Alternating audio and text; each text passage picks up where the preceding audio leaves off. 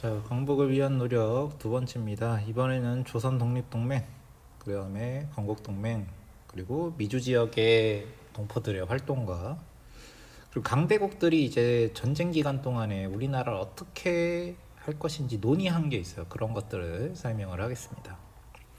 자, 우선 조선 독립동맹에 대해서 얘기를 하자면, 자, 조선 독립동맹은 중국 화북 지역에 한국인 사회주의자들을 중심으로 조직합니다. 화북 지역은 이 중국의 북부 지역을 이야기해. 이 지역은 중국 공산당의 영역이 많았기 때문에 한국인 독립운동가들 중에서도 사회주의자들이 많이 모여 있었어. 그래서 이 사람들이 이제 모여서 조선 독립동맹이 만들어진 거지. 자, 적극적인 항일 투쟁을 주장하면서 예난으로 이동한 조선 의용대 화북지대, 지난번에 배워서 기억이 날 겁니다. 이 화북지대를 조선 의용군으로 개편을 하게 돼.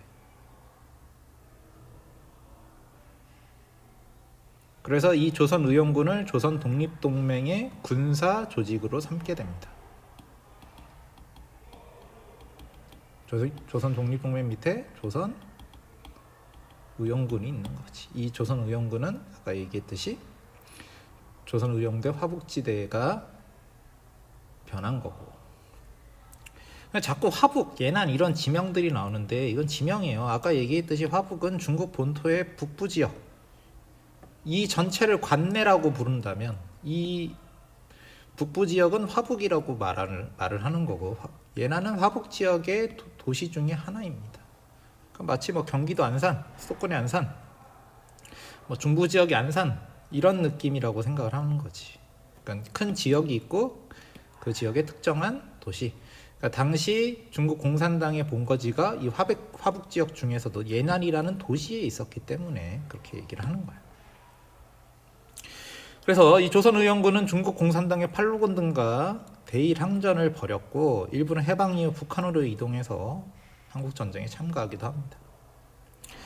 자, 조선 독립동맹은 일제 패망에 대비해서 보통선거, 민주공화국, 남녀평등, 토지분배, 의무교육의 실시 등의 내용을 담은 건국 강령을 발표하게 되는데, 임시정부도 우리가 그 전에 배웠을 때 건국 강령을 발표를 하지. 그러니까 당시 우리나라 독립운동가들은 일제가 지금 현재 전쟁을 벌여서 세력을 키우고 있지만 이 전쟁에서 승리하면 우리나라 독립을 할 거니까 건국에 대한 준비를 하게 된단 말이에요.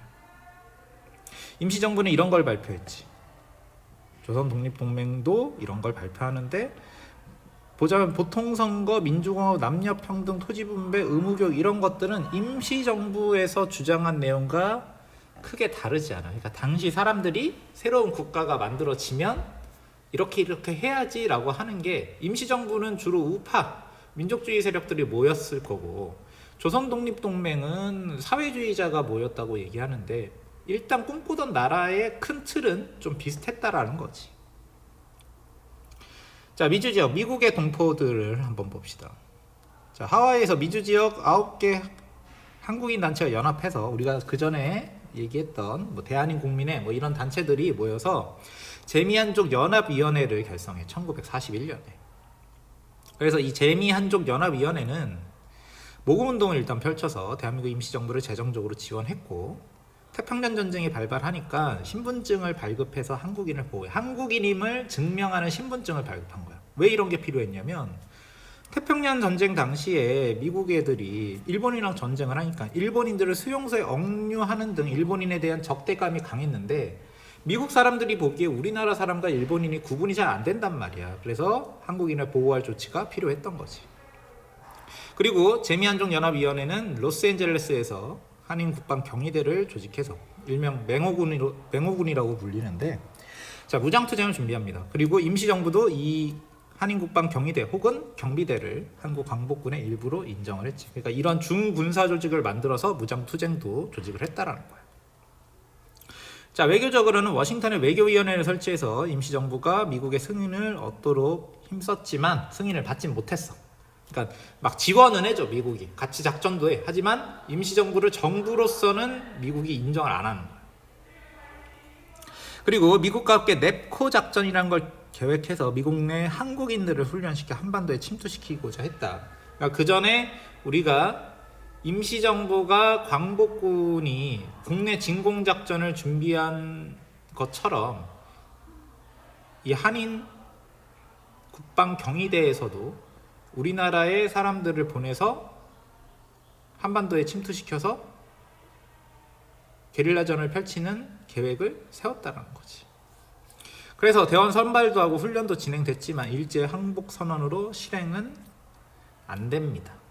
그러니까 계속 얘기하지만 당시에는 전쟁이 더 오래 갈 줄 알았던 거야. 일본 애들 절대 우리는 항복 안 한다, 다 옥새하겠다, 막 이런 식으로 얘기를 하니까 이게 뭐 46년, 47년까지도 가겠다 해서 계획을 세운 건데 일본이 원자탄을 맞고 무조건 항복을 하게 되니까 생각보다 빠른 시일에 전쟁이 끝나게 되니까 이런 작전들이 실행이 안 된 거지. 자, 그래서 우리가 배웠던 내용을 정리를 하자면 재미한족연합위원회는 1941년 4월에 만들어지고 미주지역 9개 한인단체가 연합을 하게 됩니다. 그래서 모금운동을 벌여서 임시정부 재정을 후원을 했고 태평양 전쟁 발발 후에는 신분증을 발급해서 미국에 있는 한국인들을 보호했지.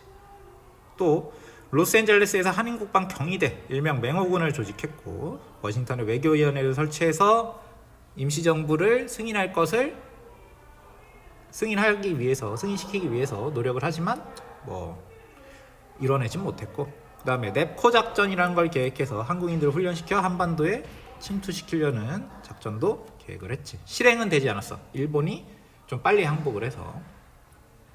자, 그 다음에 국내를 봅시다. 자, 국내에서는 조선 건국동맹이 만들어지는데, 그러니까 조선 독립동맹이랑 구분을 해야 돼요. 조선 동맹은 화북지역의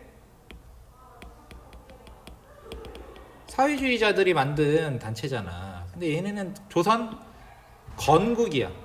우리가 그전에 배웠던 건 독립이고, 이 두 단체는 다른 단체입니다. 꼭 구분을 해야 돼. 자, 이 건국동맹은 여운형을 중심으로 민족주의자, 사회주의자가 대거 참여해서 결성을 했다. 당연히 비밀리에 만들어졌겠지. 일제시대 말기였기 때문에. 그래서 이 건국동맹은 전국으로 조직을 확대한다. 이게 언제 만들어지냐면 1944년에 만들어져. 그래서 농민동맹을 조직하고 징병 징용 대상자를 숨겨주거나 공출 반대운동을 벌여서 일제 침략전쟁을 방해했다. 그래서 이 조선 건국동맹은 임시정부 및 조선 독립동맹과 연합작전을 계획했어. 그 중에서도 이 조선 독립동맹과 어느 정도 연락은 했다고 해. 임시정부하고는 연락을 잘 못했고. 그래서 항일 무장단체와 연결해서 국내외에서 무장 봉기를 일으킬 계획을 세웠다. 그러니까 만약에 독수리 작전이나 맵코 작전이 되면 같이 뭐 협력을 했을 수도 있었겠지. 하지만 일제 패망으로 역시 실행에 옮기지는 못한 상황이었어. 자, 조선 건국동맹도 대동단결 민주주의 원칙의 바탕을 둔 국가 건설을 목표로 하는 강령을 발표했다. 이것도 일종의 건국 강령과 관련이 있겠지. 그러니까 당시에 우리나라 독립운동가들은 어느 정도 일본의 패망이 얼마 안 남았고 우리가 독립할 수 있겠다, 이런 생각을 가지고 있었다는 거야. 자, 그러면 연합국들은 우리나라 문제를 어떤 식으로 논의를 했을까? 세 가지 회담이 있어. 카이로 회담, 얄타 회담, 포츠담 회담이 있는데 하나하나 알아봅시다. 자, 우선 카이로 회담에 대해서 얘기를 해보자면 1943년 11월에 일어나는데, 자, 연합국 정상들은 태평양 전쟁에서 승리를 확신해서 이집트 카이로에서 회담을 벌였어. 전쟁 끝나면 어떻게 이 전쟁 마무리를 할 것이냐, 이런 걸 미리 정해야 되잖아. 그래서 이집트 카이로에서 만난 거지. 자, 이 회담에서 중국이 한국의 독립을 약속하는 성명을 제안했어. 이 장제스는 우리나라 임시정부와 협력관계였기 때문에 임시정부에서는 지금 이런 국제회의에서 우리나라 독립을 확정지을 것을 요청을 했을 것이고, 장제스는 그 부탁을 들어서 이 회담에서, 국제회담에서 한국의 독립 문제를 거론을 한 것이지. 근데 영국이 여기에 반대했어. 왜냐하면 영국은 식민지가 많았기 때문에 일본의 식민지인 한국의 독립을 중국, 미국, 영국 이렇게 회담을 해갖고 결정을 해버리면 영국의 그 수많은 식민지들도 조선도 독립을 해, 한국도 독립을 해. 근데 왜 우린 독립 안 시켜주니? 특히 인도가 독립을 하려고 나올 거기 때문에 즉각적인 독립을 막 확약하고 약속하는 것을 반대했단 말이야, 영국이. 그래서 미국 루즈벨트는 미국의 대통령이었던 루즈벨트는 조건부 독립안, 그러니까 한국 국제 공동 신탁 통치안을 제시했고 일단 장제스와 처칠은 여기에 동의를 했지. 그래서 이러한 결과가 나왔어. 한국인의 노예 상태 유념해서 적절한 시기에 한국이 자유롭고 독립적이 될 것을 결의한다. 언제 시켜준다. 뭐 전쟁 끝나자마자 독립시켜준다. 이렇게 확고한 일정표를 정하는 게 아니고 그냥 두루뭉술하게 적절한 시기 뭐 독립이 될 거야 이런 식으로 하는 거지. 왜냐하면 이 영국의 의중이 반영이 된 거예요. 식민지가 많으니까 전쟁 끝나면 다 독립시켜준다? 그러면 영국의 수많은 식민지들도 이 전쟁이 끝나면 우리도 독립시켜달라 막 들고 일어날까봐 반대를 했던 거지. 자, 이런 문구는 해방 후 신탁 통치를 의미함이 분명했기 때문에 당연히 임시정부에서는 반대를 하겠지. 그래서 김구는 기자회견을 열어서 이런 이야기를 했다고 해. 어떻게 해서든지 간에 이 표현에 반대하고 일본이 패망하면 한국은 즉시 독립되어야 하고 그렇지 않으면 역사적인 독립전쟁은 계속될 것이다. 이런 식으로 신탁 통치에는 분명히 반대를 했었던 거지. 그 다음에 두 번째 얄타회담을 봅시다. 자, 시간이 좀 지났죠. 1945년 2월이요. 자, 1945년쯤 되면 초가 되면 독일의 패망이 임박하게 됐어. 그래서 미국, 영국, 소련, 중국이 빠졌지 이번엔. 삼국 정상이 얄타에서 회담을 열었어. 그러니까 그 주된 내용은 당연히 유럽을 어떻게 할 것이냐인데 곁다리로 일본과의 전쟁 문제도 거론이 됐었어. 자, 얄타에서는 처칠, 루즈벨트, 스탈린, 이 영국, 미국, 그 다음에 소련의 지도자들이 모였는데, 자, 유럽에서 독일과의 전쟁이 끝나면 뭐 유럽 문제는 우리가 얘기할 필요가 없죠. 이 3개월 내에 소련이 일본과의 전쟁에 참여한다는 비밀 협정이 체결됐어. 당시 일본과는 주로 미국이 싸우고 있었고 소련은 독일과의 전쟁에 전념하고 있었기 때문에 일본과의 전쟁에는 참여하지 않았는데 둘이 전쟁 상태가 아니었단 말이야. 하지만 독일과의 전쟁 끝나면 우리는 일본과 전쟁하겠다. 소련이 일본과의 전쟁에 참여한다라는 협정이 체결이 되게 되지. 자, 그리고 또 어떤 게 또 중요하냐면 패전국과 해방국 등에서 정부를 이제 그렇게 패전국이나 또 해방이 된 국가들에서 새로운 정부를 어떻게 구성하느냐 이런 문제도 있겠지. 그래서 이런 문제는 민주 세력에 대한 임시정부가 구성이 되고 그리고 자유선거 실시라는 원칙이 마련이 됐어. 그래서 이런 문구가 만들어지는 거지. 국민들의 모든 민주적 요소를 광범위하게 대표하고 최단 기일 내에 국민의 의사를 반영하는 자유선거에 의한 정부를 수립할 것을 확약하는 정권을 수립할 것이다. 그래서 자유선거를 실시해서 새로운 정부를 구성할 거다. 새롭게 독립되거나 이런 지역에서는. 이게 얄타 협정의 내용이지. 자, 그리고 포츠담 선언을 봅시다. 1945년 7월. 자, 1945년 5월에 이미 독일은 패망했고 남은 건 일본만 남았단 말이야. 근데 이제 연합국 대표가 독일 포츠담에서 모여서 독일을 또 어떻게 처리할 것이냐 이게 또 얘기를 했겠지. 근데 우리는 그건 관심이 없고 일본과의 전쟁 어떻게 해결할 것이냐 요거는 좀 우리가 관심을 가져야겠지. 자, 이번에 누가 모였느냐. 처칠, 트루먼, 스탈린이 모였는데 루즈벨트가 죽었어. 이미 얄타회담에서 이미 몸이 안 좋았기 때문에 얼마 안 지나서 루즈벨트는 죽었고 루즈벨트를 승계한 트루먼이 이 회담에 들어갔다. 그래서 어쨌든 이 포츠담 회담에서 일본에게 어떤 걸 요구하느냐. 무조건 항복해라. 무슨 항복 협상 이런 거 없어. 그냥 우리가 하라는 대로 무조건 해. 그게 바로 무조건 항복이란 말이야. 그 다음에 카이로 선언의 모든 조항이 이행돼야 된다. 우리가 그 전에 카이로 선언에 대해서 얘기를 했는데 그 조항은 이행될 것이다. 그래서 한국인의 노예 상태 유념하여 적절한 시기에 독립시켜 줄 것이다. 이걸 확정 지은 거지. 그래서 좀 약간 문구가 마음에 안 들지만 어쨌든 우리나라가 즉각 독립된다는 것은 어느 정도 즉각 독립이 아니지. 어찌됐건 독립이 된다는 것은 좀 보장이 됐다. 이렇게 생각을 하면 돼. 근데 일정이 확실하지 않은 거지. 그래서 자, 일본의 주권은 특히 전쟁 뒤에 일본의 영토를 어떻게 정할 것이냐. 4개의 섬과 연합군이 결정하는 작은 섬에 국한된다는 내용이 포함돼서 그 얘기는 일본이 패망한 다음에 우리나라는 일본 식민지로 남아있지 않는다는 이야기가 되겠지. 그래서 한국의 독립이 다시 한번 확인됐다. 근데 멤버가 또 바뀌었죠. 클레멘트 애틀리는 포츠담 회담이 진행되는 와중에 영국에서 선거가 있어가지고 이 정권이 바뀌었어. 그래서 처칠이 대표로 가 있다가 정권이 바뀌니까 새롭게 집권한 새롭게 영국 총리가 된 클레멘트 애틀리가 이 회담에 새롭게 멤버 교체가 된 거야.